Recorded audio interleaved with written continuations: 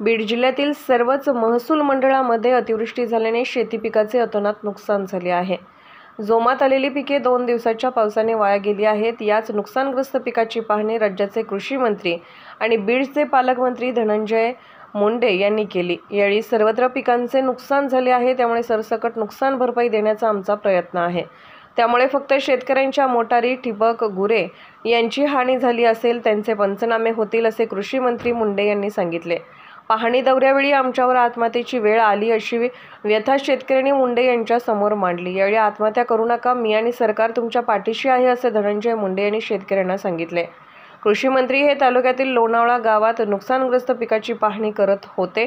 यावेळी त्यांच्यासोबत जिल्हा परिषदेचे माजी अध्यक्ष विजयसिंह पंडित, महसूल, कृषी व पोलीस प्रशासन होते।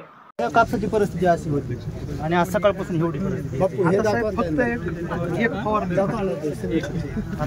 म्हणजे वाप शेटर पण असं बुडालंय सर, अशी परिस्थिती म्हणजे शेकडो एकरवर व्हायला लागली। म्हणजे असं होतं की आता शेतकरी एकर 10चा ॲव्हरेज येते, एकरी 10 एकर म्हणलं तर मोकळं 7-7.5 लाख रुपयाचं आज झोपल्या करू नका।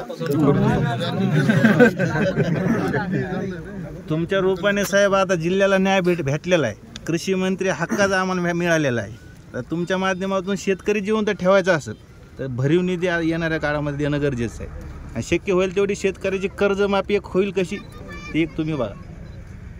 अपेक्षा शेतकऱ्याची तेवढ्या असेल पर्याय नाही। मंत्री साहेब कर्जमाफी हा विषय जर तुम्ही केला तर बीड जिल्हा कायमस्वरूपी तुमच्या पाठीमागे। ते ऑनलाईन तक्रारीचं एक बंद करायचं, ऑनलाईन तक्रारी तुम्हाला सांगतो, काल आयुक्तांसोबत रात्री आयुक्तांना बोलून घेतलं होतं परभणीला, आणि परभणी कलेक्टर, आयुक्त, बीड कलेक्टर आणि इतर 3 जिल्ह्याचे म्हणजे नांदेड, हिंगोलीचे त्यांना स्पष्ट आज दिले की पीक विम्याच्या संदर्भात ज्यांनी 1 रुपयात पीक विमा भरले त्यांना आता अशी नैसर्गिक संकट आल्यानंतर जे इंटिमेशन द्यावं लागतं ऑनलाईन, ते आता ऑनलाईन घ्यायची गरज नाही।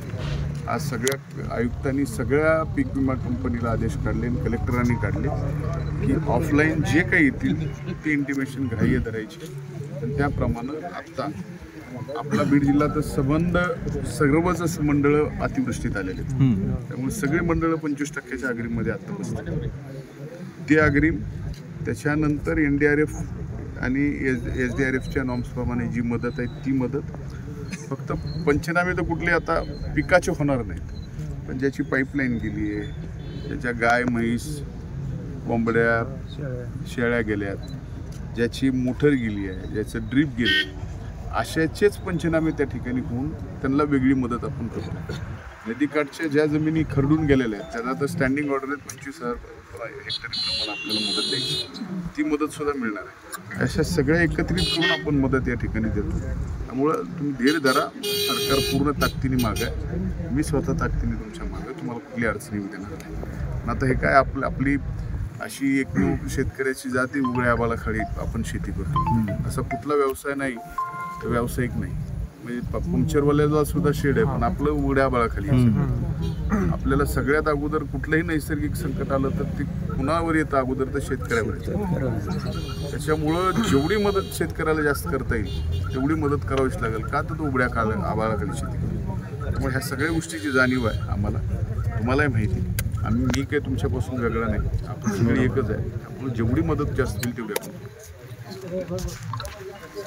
बीड जिल्ह्यामध्ये किती हेक्टर नुकसान झालं शेतकऱ्यांचं आणि शेतकऱ्याला तात्काळ? सर्व बीड जिल्ह्यामध्ये पूर्ण पिकाचं नुकसान या ठिकाणी झालेलं आहे। संबंध जिल्हा हा अतिवृष्टीमध्ये झालेला आहे। जिल्ह्यातले सर्वच्या सर्व मंडळ हे अतिवृष्टीग्रस्त म्हणून या ठिकाणी जाहीर करण्यात आलेले आहेत।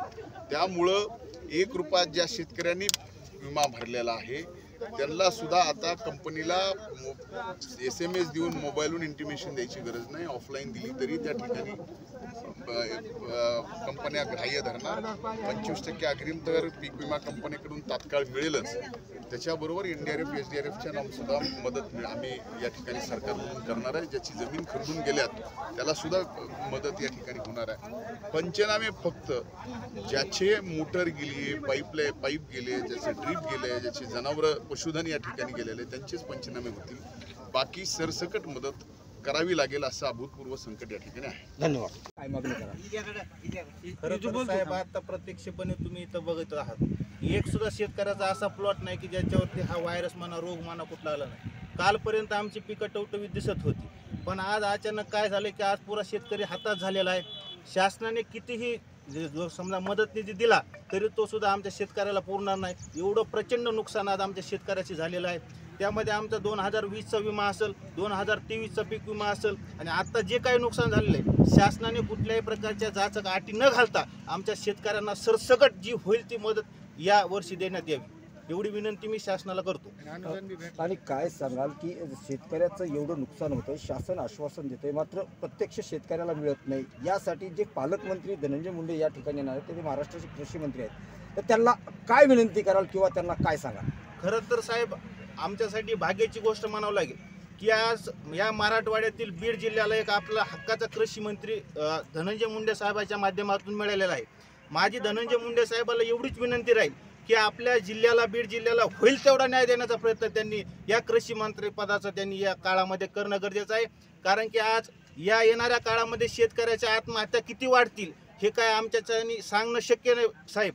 म्हणून धनंजय मुंडे साहेबाला एवढीच हात जोडून विनंती करतो की साहेब तुमच्याच्यानी जेवढं निधी देता येईल तेवढा निधी तुम्ही द्या, फक्त घोषणाचा पाऊस पडू नका. कारण की माझा शेतकरी पुरता हातात झालेला आहे, आज तो संपण्याच्या मनस्थितीमध्ये आहे. जर शेतकरी जिवंत ठेवायचा असेल तर साहेब तुम्ही तुमच्या कृषी मंत्री पदाचा योग्य वापर या आताच्या सिच्युएशनला करणं गरजेचं आहे. मी एवढी धनंजय मुंडे साहेबाला कळकळीची विनंती करतो. धन्यवाद.